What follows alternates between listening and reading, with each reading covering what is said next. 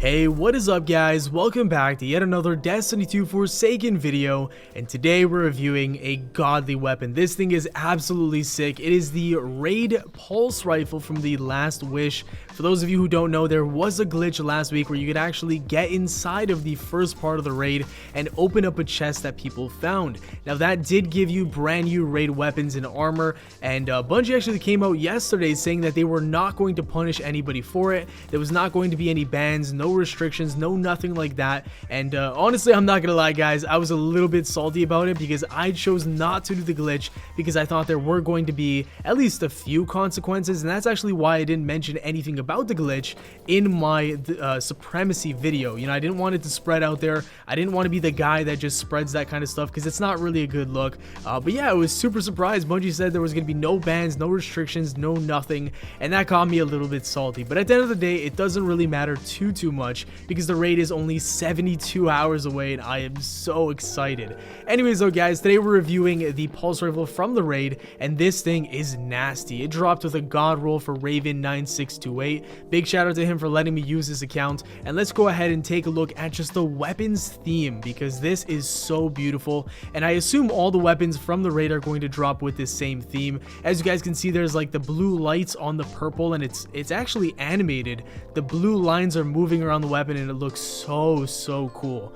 But anyways, here we have corkscrew rifling, which is what I personally use. Actually, was that? Yeah, it was rifling. That's what I use because it gives it the most handling and the most range.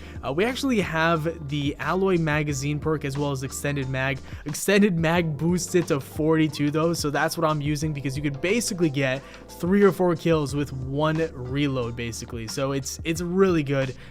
One magazine, 42 shots, and that's a lot of kills. Now it also came with rangefinder and head seeker. Those are two basically very good god tier perks for PvP. Obviously this weapon can be good in PvE because of head seeker and rangefinder, but when you're talking about PvE perks, I would much rather have something like triple tap or firefly, kill clip, outlaw, those kind of things. But for PvP, this thing is a beast, man. So many shots in the magazine. It has a ton of range, as well as, you know, the rangefinder perk, which helps it out. And then of course you got head seeker. Essentially when you hit somebody in the body, the next few shots in the head will do bonus damage, so it's really good. If you miss some shots, you hit those body shots, you go straight to the head and it just hits them for those extra damage numbers, which is nice. They die very quickly.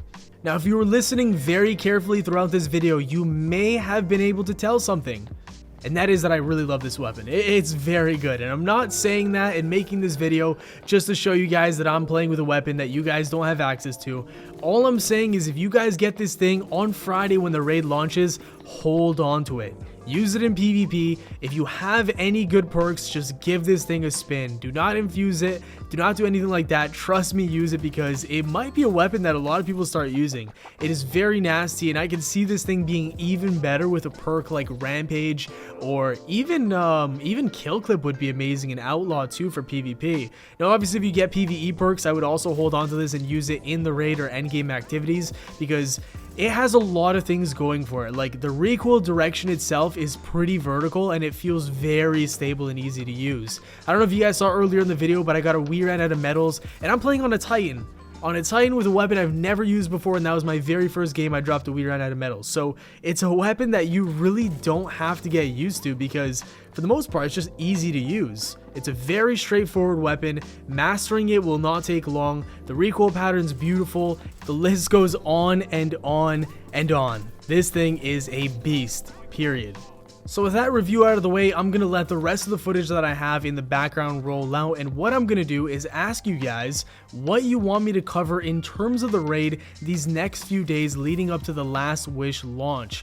That is going to be a massive event. Friday is going to be so hectic for every single content creator, and going into Friday, I actually have a few ideas already on what I want to cover, but those things are for the most part PvE guides and stuff like that. Now my question question is, what do you guys want to see on this channel in the next few days? I don't want to cover too much PvP because, again, right now the entire world and their mothers are preparing for the Last Wish raid. It's going to be big, like I mentioned already, and if there's anything you guys want me to cover, if there's any questions you have, if there's something you and your fire team are struggling with, whether it be some kind of materials, whether it be powering up, or what kind of gear or mods to use, just let me know. Comment it down below, and if it's something that I find super interesting, I'll definitely think about making a review or like a guide on it before the raid comes out itself.